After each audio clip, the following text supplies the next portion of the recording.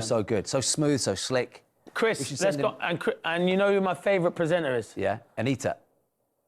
Everyone apart from Will. Oh, right. That's not very nice in the new year. I'm only joking. I'm winding you up. Right, let's go to the USA. Speak to Chris, who's a Newcastle fan. Look at that! Look at that shirt collection. Yeah, ledge. In the background, love it. There, he's got his. He's got his YouTube. Going retro, and it's time to talk about the real United.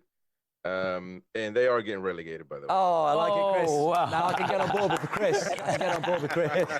That is a retro shirt. I remember Ginola in that shirt. Yes. It's this season's obviously, but Ginola, do you remember that Shearer had it as well? Oh, yeah. Who could forget Ginola? What year was that? What year was Ginola and Les Ferdinand? Oh, it feels like yesterday. Come on, Chris. So the Spurs fans there saying, oh, maybe a draw, maybe a draw. You guys are absolutely flying. And we talk about that Manchester United game quickly because I've watched all of it and they absolutely pumped Manchester United, Newcastle. You were brilliant in midfield. Yeah, you're right. Gordon was excellent. Lewis Hall at left back, superb. Isak, I mean, we could spend an hour talking about Isak, but 5 wins on the trot. 5 wins on the trot, Chris. You must be smelling the Champions League. What does the Champions League smell like? The tune is back. I've been saying it. The Newcastle are back to Champions League form.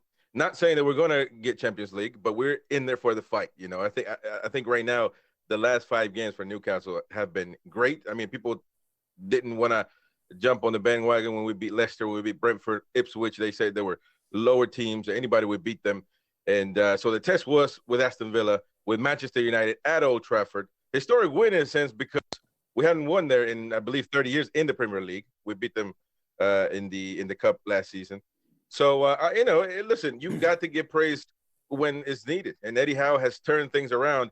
And the best player on the pitch for Newcastle United, as much as Isak scores, as much as Bruno's great, as much as Joe Linton is a machine in the midfield, Sandro Tonali is the best player for Newcastle United, bar none. I mean, it's unbelievable. He was brilliant. He was so good, Tonali, wasn't he? So good. And so good to see him, back to doing what he does best after his lengthy absence. Come on, Isak, you're the striker here.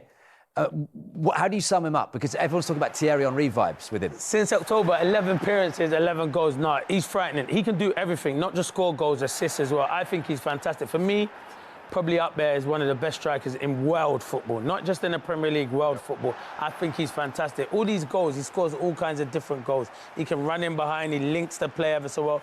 6-yard, this is a good header. What's Martinez doing here? Yeah, I don't know what both of them are doing, him and Maguire, but Martinez. And the finish in that game, when he was offside was fantastic, top corner. I think Isak's fantastic. And yeah, Newcastle, look at that. Look at the chances created, 24.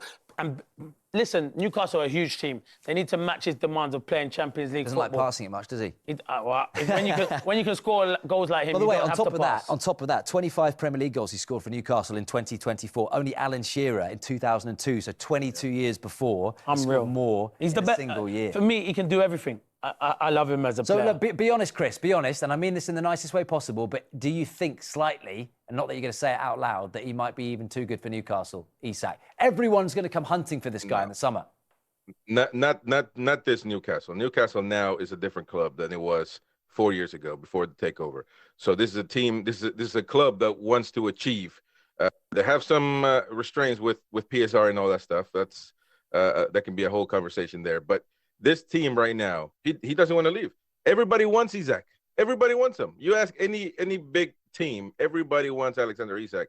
He's ours, and if he stays at Newcastle, I'm trembling saying this, but he can beat Alan Shearer at Newcastle United because he can do everything. He can do, and I love Alan Shearer, trust me. But I think he can do everything. It's unbelievable. He can dribble. He is a proper a center forward. I know now Newcastle fans had doubts because he was getting injured and he wasn't the proper center forward that we're used to, the guy that's in the middle and just pushes goals in. Isak is different, man. He's a whole package. And if you even push me farther, I might take him over Haaland any day. We already have him. So wow, that's a big statement. What is the ceiling for this Newcastle team, Chris? Tell me, what do you expect? Where can they get to? Well, this season, Champions League. I think, getting back to Champions League is going to be great. And remember, we waited 20 years to qualify for Champions League last couple of years. So I think going back to Champions League is going to be great. In who knows? We're in the semifinals of the Carabao Cup.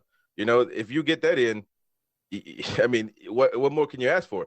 I think it would be crazy to say that we're going to be competing for the title, but I think Champions League fourth, third wouldn't be. Chris, at whose expense? At whose expense? Because obviously Liverpool, Arsenal, I assume you think are going to be in the top two, or the top three or four at least.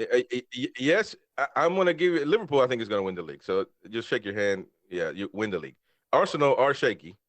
They're not a team to be trusted at the moment. I mean, they do got some points, but you know, Chelsea right now, as much as I'm surprised with Chelsea what they're doing this season. I think we're right there. We're 3 points behind them. So, so you don't think City are going to catch up and get into fourth? So I'm asking you, who are you going to kick out the top four? Well, I would go for Chelsea or Forest. Chelsea or Forest. Chelsea or Forest. I mean, look, I mean, Forest. Listen, man, they might do it, but you know, everybody has that thought that they might. That would be a story, wouldn't Newcastle finish ahead of Forest this Forest season. would be a hell of a story. It would be a hell of a story. Chris Wood. Exactly. It would be, but Newcastle Chris finished Wood ahead wasn't of good Forest. enough for Newcastle. No, but yeah. Anyway, that's another story. Chris, great call. Thank you very much. We've got loads more to get on. So that's Chris in the USA.